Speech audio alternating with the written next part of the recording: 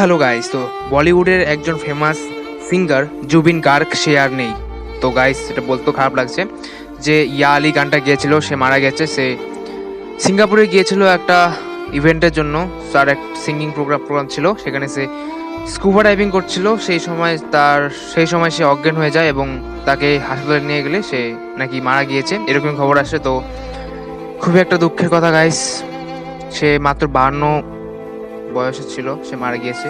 তো তোমরা সবাই প্রেই করো যেন তার আত্মা শান্তি হয়। তো আজকের মতো এখানেই শেষ করলাম একটা দুঃখের সংবাদ দিয়ে।